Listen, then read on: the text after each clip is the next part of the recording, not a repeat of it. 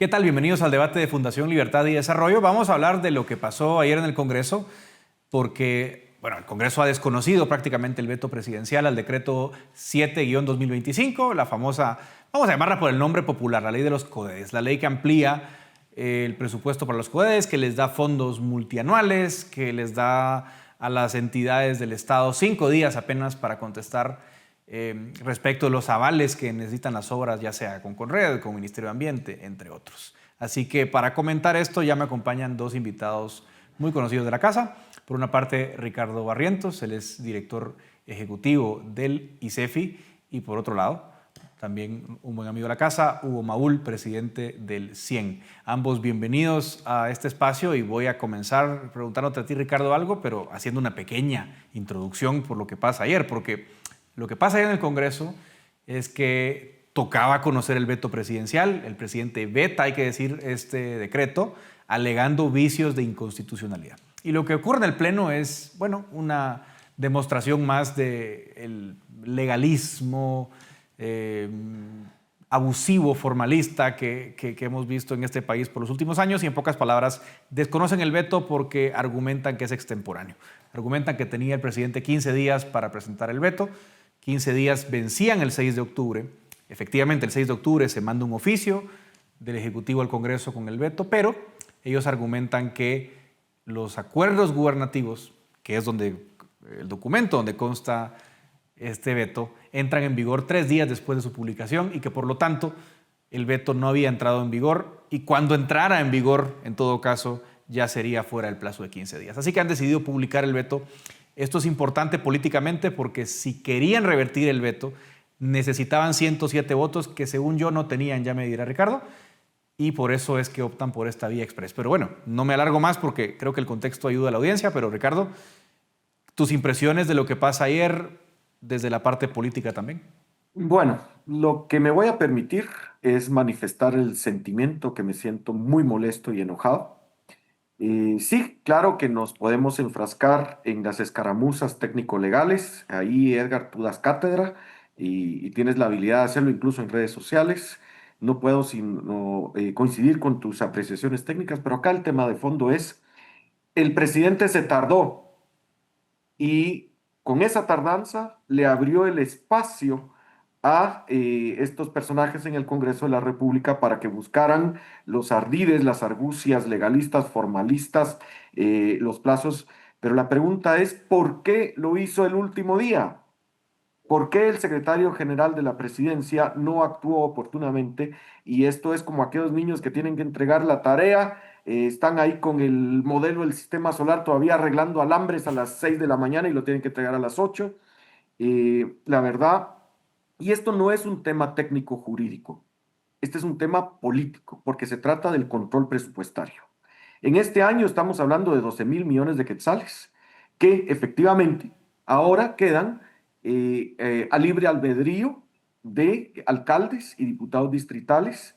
Este me parece que es un ataque directo a la autoridad del ente rector en materia de inversión pública, la Secretaría de Planificación y Programación de la Presidencia, en donde prácticamente se le amordaza, ¿verdad? Me parece que este decreto es una cuchillada por la espalda a la CGPLAN, que hay que reconocerlo, venía haciendo esfuerzos interesantes. Nosotros conocimos algunos resultados donde ya habían logrado reducir los plazos para la emisión de avales de 27 a 11 días, pero esto es un terrible error político del presidente de la República y de su equipo. Nos podemos ir en contra de las tonteras y todo lo que podemos decir que se argumentó y tuvo 86 votos. Quedó claro que no tenían los 107, eran 86. No tenía la primicia legislativa, no tenían cómo rechazar el veto, como dice la Constitución. Pero la tardanza del presidente abrió la puerta a que encontraran una argucia legal. Así es de que estamos viendo, y miren, y termino con esta preocupación. Si las cosas van como van, temo que este periodo, a través de los gobiernos locales y los consejos departamentales de desarrollo, sea el más corrupto de la historia. Siempre ha sido el gobierno más corrupto de la historia, pero de verdad, decir eso en este momento es muy serio. O sea, no es un tema de escaramuzas legales. Estamos hablando del control presupuestario que prácticamente el gobierno lo ha perdido en las transferencias de capital a los gobiernos locales. Hugo, no me quiero meter más efectivamente en las argucias legales, porque además deme un poco de respiro a mí, porque tengo que estar oyendo estas cosas todo el día, pero quisiera también conocer tu apreciación del panorama que pasa en el Congreso políticamente, de la tardanza en mandar el veto. Sobre todo, yo coincido con el análisis de Ricardo, ya era anunciado el veto, Hugo, no es que había un factor sorpresa que justificaba esperar el último momento, pero dicho eso, también conocer tu opinión de lo que significa esto para el país, ¿no? Sí, coincido con Ricardo en el sentido que esto marca un quiebre en todo un andamiaje que se ha venido construyendo para tener un control sobre los recursos públicos durante los últimos 40 años. O sea, se vio el principio de anualidad presupuestario que está en la Constitución, podrán no gustarnos, pero ahí está. Se erosiona el mismo control que el Congreso puede tener de los fondos. Se relajan los controles, esta cuestión del silencio administrativo afirmativo, si el silencio administrativo es para los ciudadanos frente al Estado, no entre el propio Estado, pero digamos, si el Congreso hubiera querido hacer bien las cosas, hubiera preparado otra iniciativa desde el inicio. Y sabiendo eso, el Ejecutivo y habiendo sido ya aprobado, era claro que tenía que actuar rápidamente. A mí la duda que me queda, la preocupación que me queda es que puede ser que haya sido por algún error involuntario, puede ser que haya sido por un desconocimiento, por lo que haya sido la tardanza. El problema es que a estas alturas, uno si piensa mal, uno ya no sabe distinguir entre un error producto de lo que haya sido, desde negligencia hasta desconocimiento, o un contubernio. Entonces lo hago así para que ni vos ni yo, y eso en nada abona a mejorar la imagen en términos generales del gobierno, tampoco abona en darle ninguna credibilidad mínima al manejo de la cuestión presupuestaria, sobre todo en lo que concierne a los gobiernos locales. Y quizás lo más preocupante de todo, no, sin el quizás, lo más preocupante, que con este decreto no tenemos garantía alguna que la población guatemalteca realmente vaya a recibir un beneficio tangible que mejore sus condiciones de vida.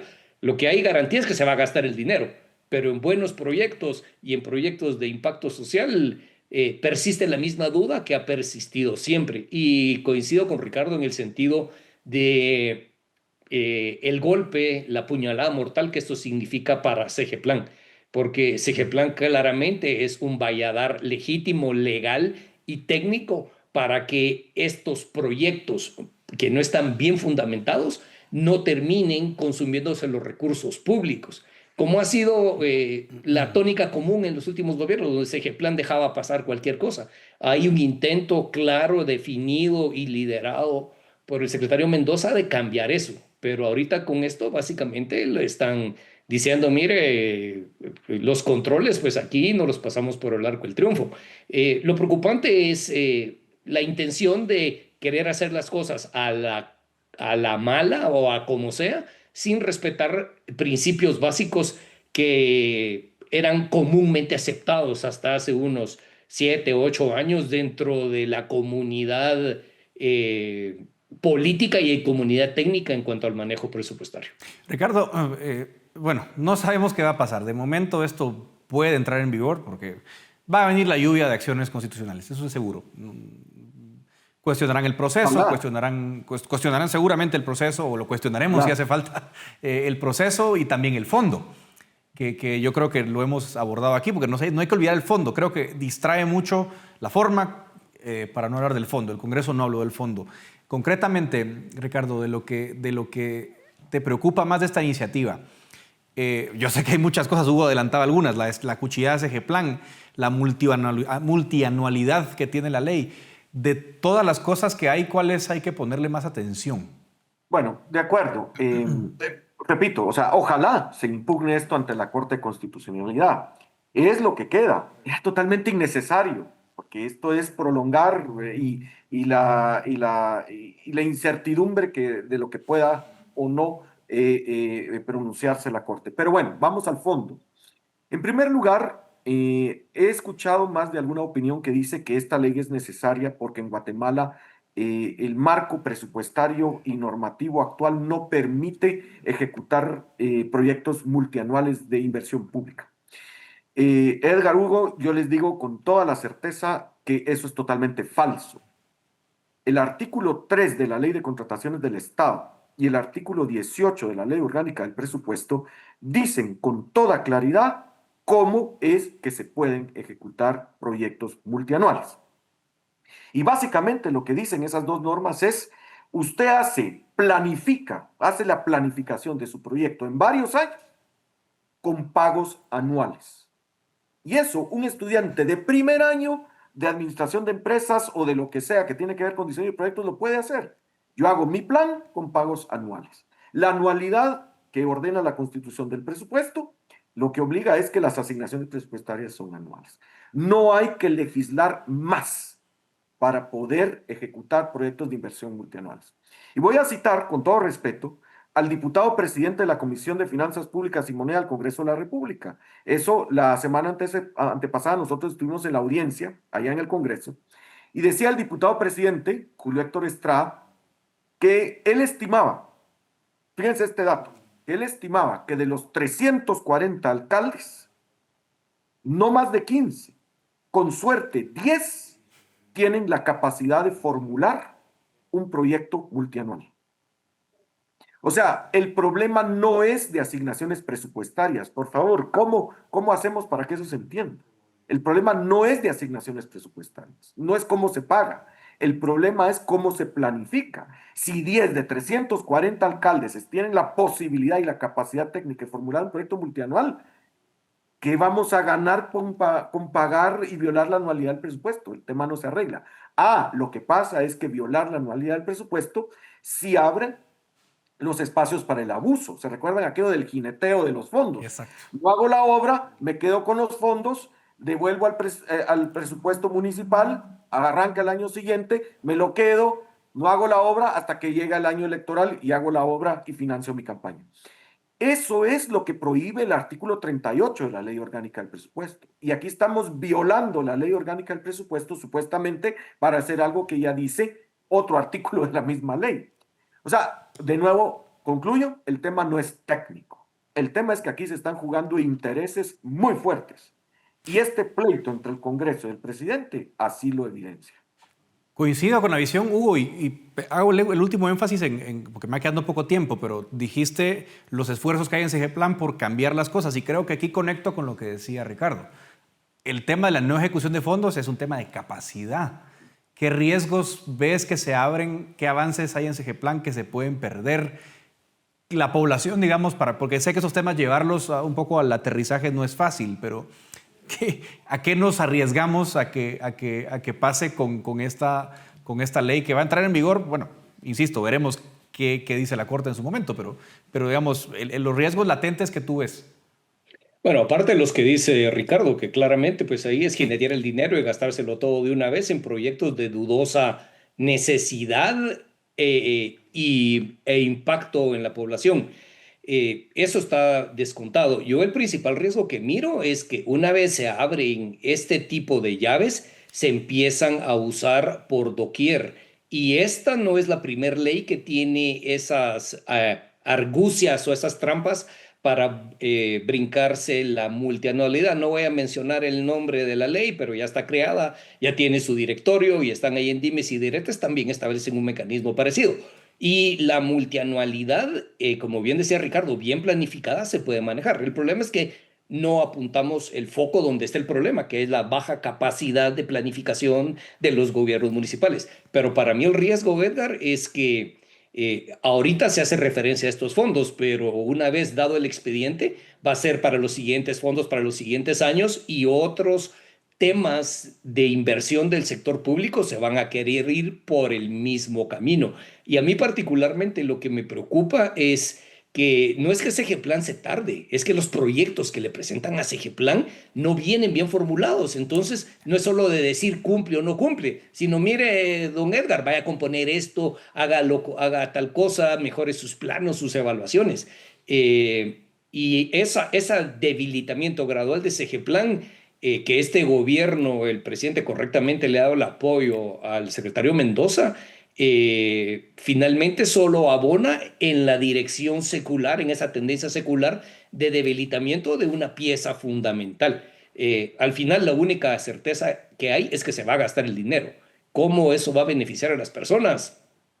La duda persiste y yo puedo apostar que se habrá gastado este dinero, se habrá respetado la multinacionalidad, pero no vamos a ver un impacto sobre los niveles de pobreza, productividad, empleo en Guatemala.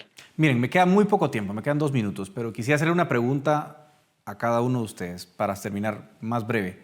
¿Mejora en algo o es mejor o es preferible la propuesta que manda el Ejecutivo para responder al 720-25? En corto, ¿qué opinión tienen ustedes? Empiezo contigo, Ricardo.